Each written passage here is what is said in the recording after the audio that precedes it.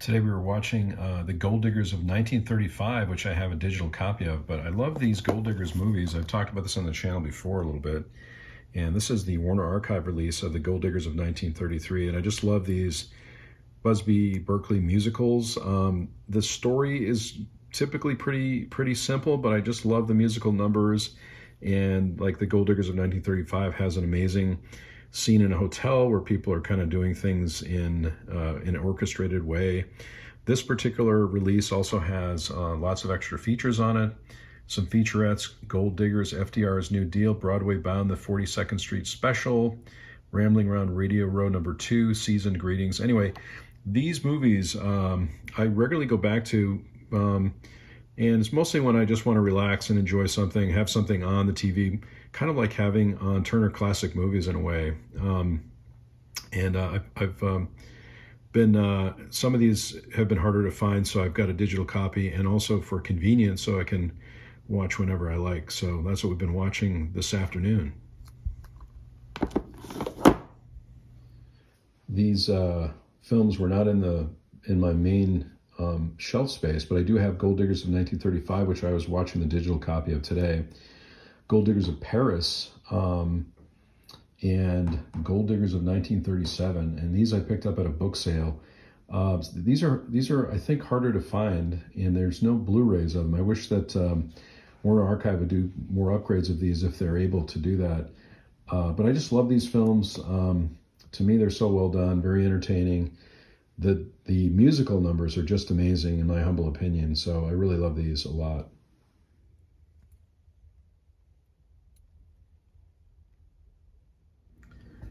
So we're watching some AMC Plus today, and we noticed that there's another season of Horror's Greatest. We talked about this in the vlog a few months ago, and I can't believe there's another season of it, but it looks like there's one episode of that. And then we really got into the ones that live, or the ones who live, which is in the Walking Dead universe with Rick and Michonne, and really enjoying it so far. We watched 2 episodes, right? Yeah, we're on the third one, so sorry if there's spoilers. We're on the third episode, and we're really enjoying it. It took us a little while to get started, to kind of get back into the universe, but once we started watching it, we really enjoyed it. And lots of twists and turns, and lots of interesting surprises that happen in the show. So let us know if you're watching any of these on AMC Plus, The Ones Who Live, or Horror's Greatest, which we really like season 1. And season 2 has 1 episode, right? What's the name of the, Animal Attacks. Interesting. Okay, well, we'll have to give that a watch too, right? Yeah. One of the new cookies we tried lately are these Mega Chunk Rainbow Chip Cookies, which are really good. And Jesse found these at the store, and we're really liking them, and a perfect snack for New Year's Eve. Happy 2025. It just started snowing. It's been a little bit warmer here, but today we're getting some snow, and I think maybe over the next few days we'll get some snow. But Happy New Year. The snow has picked up a little bit today, and it looks like it's going to be mostly a stormy week, right? Yeah, I think so. That's what we saw last night. It was rain, and now it looks like we're going to maybe get a week or so of this type of weather. Very windy. Every year I like to keep track of the first movie that I watched on January 1st. And today, even though I've seen this movie before, I watched it again and really enjoyed it. And that is Alfred Hitchcock's Mr. and Mrs. Smith. And this is Hitchcock's only screwball comedy that he made with Carole Lombard and Robert Montgomery, along with many others. And I really enjoyed it. The script is really funny. There's lots of great kind of slapstick comedy almost in the movie, about a couple who find out that they are married supposedly, but then they find out that they were never married for some reason, based on the plot of the movie. And it's really interesting to see what happens with these 2 characters. And I love this Warner Archive release too. It's got some extra features on it. It's got a featurette called Mr. Hitchcock Meets the Smiths, with some commentary by people like Peter Bogdanovich and others. And classic cartoons also, which we watched. We watched Holiday Highlights, which was a lot of fun. I don't usually watch too many animated features or cartoons, but this was really interesting. It's got a classic short, Cinderella's Feller. There's 2 audio-only radio broadcasts. Carol Lombard also, I think, was well known as a. They said in one of the features that they may have come up with the name Screwball Comedy based on Carol Lombard. So I thought that was interesting. But anyway, really enjoyed this one.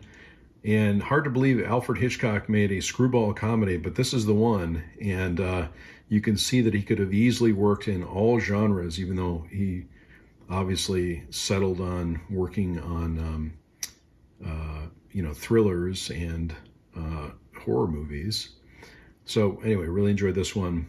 Highly recommend it.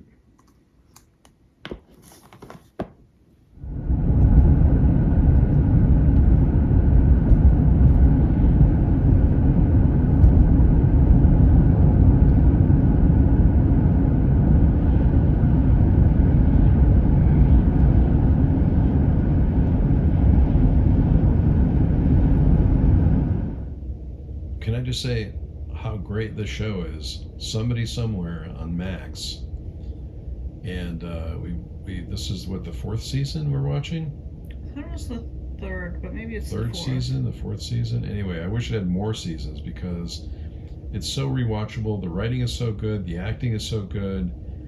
I think it's really well done. I mean, every time we sit down and watch it, we want to watch episode after episode. It's so good. And then it's over very quickly, right? So there's only 7 episodes, I think, in this season, which apparently is the last one. So, I mean, what else do we like about the show? I just love the chemistry between the actors, and the writing, like I said, is so good. It just feels really real. Like the characters feel like real people, and I just like to see that they have like real problems. There's a balance of, like happy and sad, and the characters struggle. It's not just like, it's not really a sitcom. It's kind of like a dramedy, the like life is intense but also funny at the same time. Yeah, I think we mentioned this one before too, and you were saying how serious it is, and I laugh a lot during the show because I think there's some really funny parts to it. But I guess you're right; it's the same. It's got some comedy, some tragedy. Yeah, some I guess drama. it kind of, because we watched MASH earlier today. It kind of reminds me of MASH a little tiny bit in that like they're in like MASH is like a serious setting, but you have to tell jokes. It's kind of like a if you don't laugh you'll cry kind of situation. Oh, true. Yeah. I just wish there were going to be more seasons of this. And, I know. But I guess this is the last season. But definitely give this a watch if you're, if you're interested in it. We love it, and we wait for every season. We're so excited when we hear that it's coming back, which I think we did last year. And so maybe they'll make more. Who knows? Yeah, maybe it'll come back again.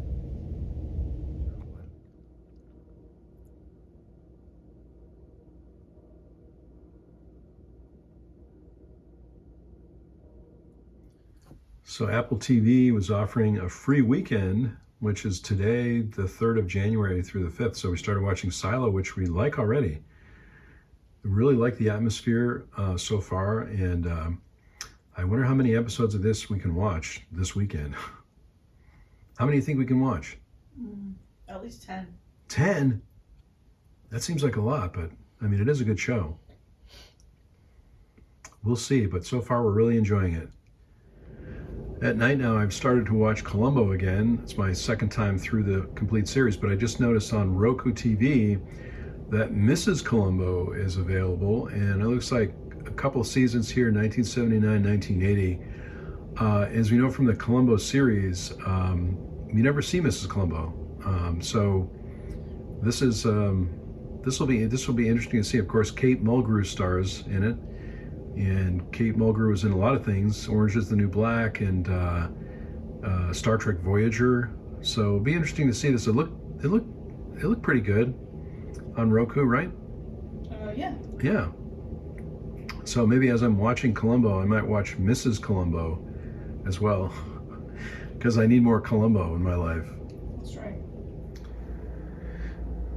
I think this is going to be our first project of the new year. What we're going to do is, and I'll back up here a little bit so you can see the Criterion. This is the Criterion shelf, the Criterion hallway with all my Criterion films in spine number order right now. And I think I've been delaying this a little bit because I'm going to have to get some of the films out of spine number order in order to make a modification to the shelf. So what we're really trying to do is get rid of some of this empty space, the gap up here, that we can really use for another Blu-ray shelf or another Blu-ray row. Yeah, because down here in the bottom half, these are all set up for Blu-rays. See, the gap is very small. Yeah, that's right. But you can't fit DVDs. They don't fit. So the DVDs fit down here. Like these are Criterion Overflow DVDs, and these are other films. So our hope is that we'll move out all the DVDs that are hanging out like these. Yeah.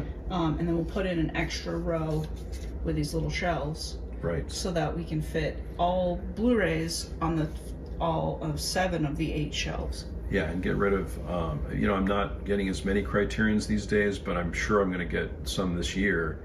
But I was thinking that one of the reasons I've delayed it is it's going to bother me to pull this copy of Rushmore out, which everything's in spine number order right now, but I'm going to pull the DVD out. Maybe I'll upgrade Rushmore to a Blu-ray at some point. But the DVDs will go down at the bottom of the shelf with all the other ones for right now. I'll just keep those. And then there's some random films down here too, like there's some Hitchcock down here and some other films that I can move to another area.